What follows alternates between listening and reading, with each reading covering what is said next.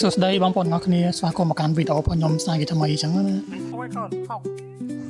អ្នកទាំងអស់គ្នាទីមើលថាខ្ញុំកំពុងដើរមកលេងនៅណាអញ្ចឹងណាអ្វីអ្នកទាំងអស់គ្នាបានឃើញនេះមិនមែននៅប្រទេសស្វីសមិនមែននៅប្រទេសញូហ្សេឡង់ទេណាហ្នឹងនៅប្រទេសខ្មែរយើងតានៅខេត្តកំពង់ឆ្នាំងណាបើនិយាយពីចម្ងាយផ្លូវវិញប្រហែលជាក្នុង90គីឡូម៉ែត្រពីភ្នំពេញអញ្ចឹងណាបើសិនជាអ្នកដែលនៅក្នុងកំពង់ឆ្នាំងប្រហែលជាគាត់ស្គាល់ទេព្រោះប្រហែលជាក្នុង20-30គីឡូម៉ែត្រដែរអញ្ចឹងណាបានមកដល់នេះណាបើនិយាយអំពីតម្លៃសបុតវិញ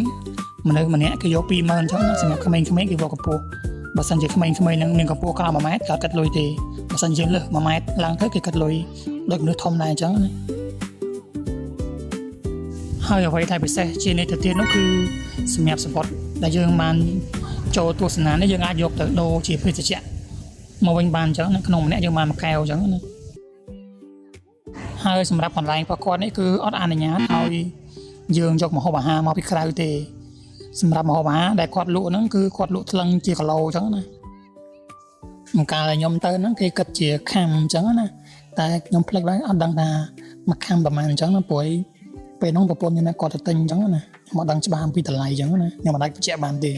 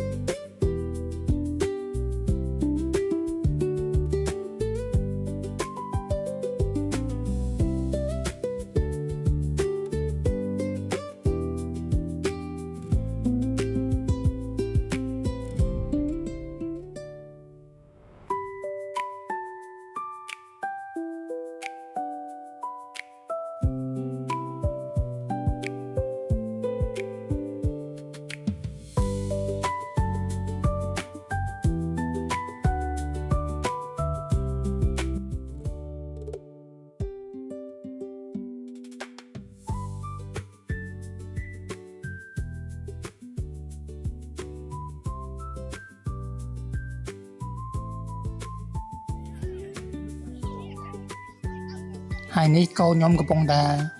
មកលេងក្បែរជាមអញ្ចឹងណាខ្ញុំខាវាមកម្សាមុនហ្នឹងខ្លាចឲ្យហ៊ានចូលលេងសោះដល់ពេលឥឡូវចាប់ដើមយើងបានលេងជាមួយជាមខ្លះអញ្ចឹងណាការមកលមុននិយាយពីថាខ្លាចឲ្យហ៊ានចូលលេងទេដល់ពេលឥឡូវចេះសុំ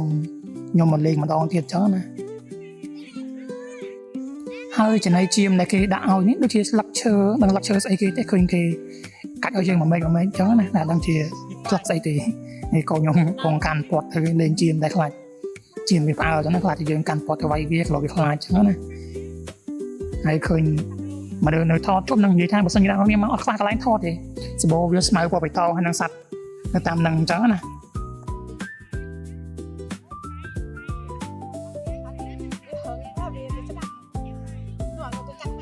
ហើយនិយាយពីថាសត្វជាមវាដូចស៊ាំជាមួយមនុស្សហើយវាលែងខ្លាចមនុស្សអស់ហើយហ្នឹងយើងចង់ប៉ះវាក៏បានអីក៏បានចឹងណាវាអត់ខ្លាចយើងទេ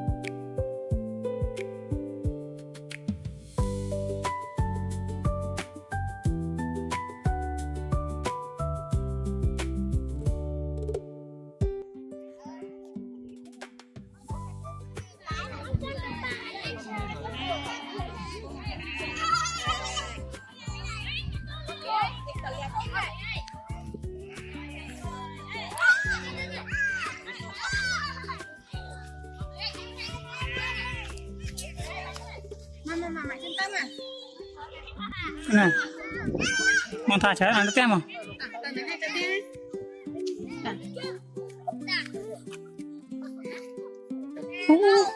một làm cả nhom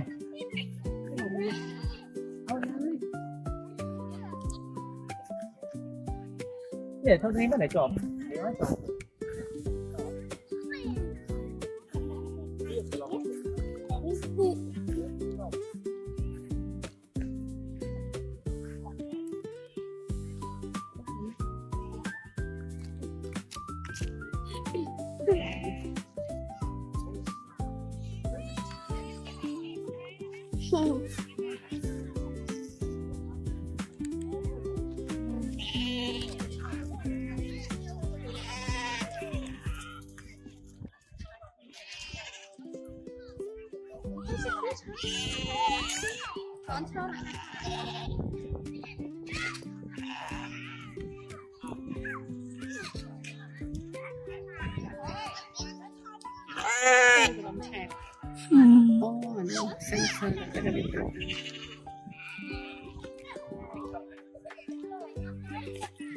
hello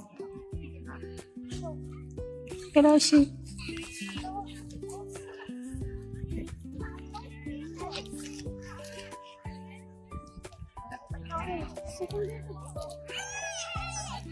phát mà nuôi sao yeah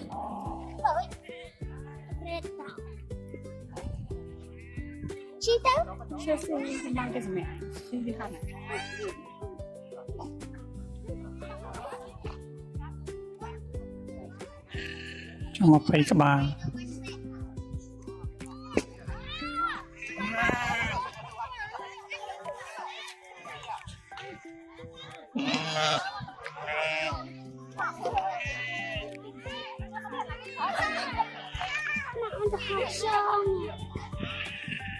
Smile lên trong mang lên trên trên cái lăng chưa